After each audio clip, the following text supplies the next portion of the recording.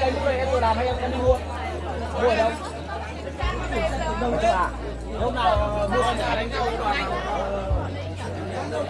Nhanh, tôi đi tay. Em xin phép ở đây ra chơi với bên chị nhé. Đây, đọc xem đi. Đúng ba. Đọc xem đi tôi có tâm chụp ảnh. Tôi có tâm chụp ảnh chưa? Đúng ba. Không được kìa.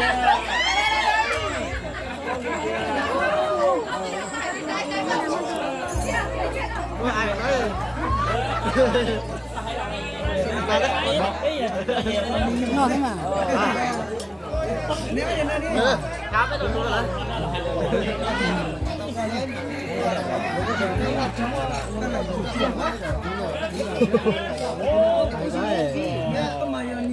Ô, có quả trong cây mà.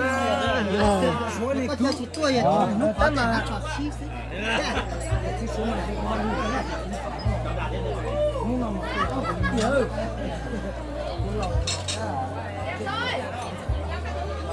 Chùa chứ đó.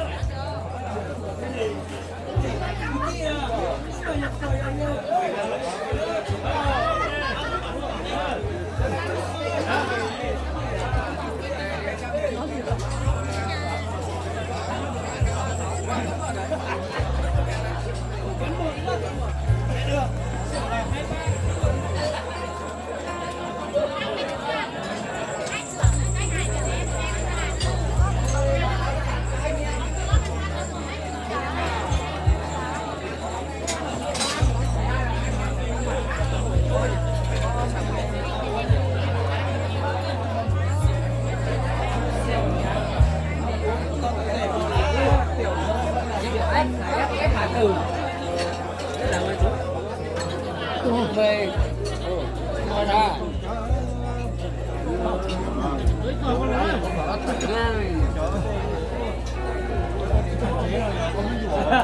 Tôi cố chứ.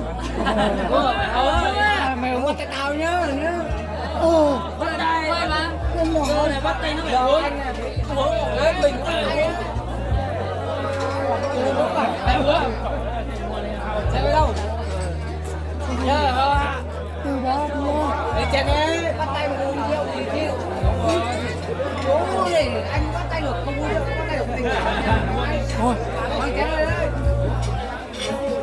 thôi không vượt được anh vượt đâu anh đến từ ấy thôi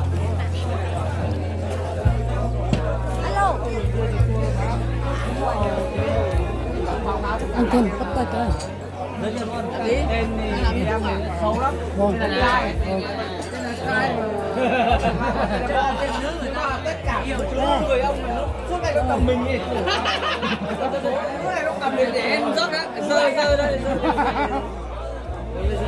như suốt ngày người ta cầm ấy mai rất là tốt nhưng mà anh không cầm cánh nóng thích rồi đâu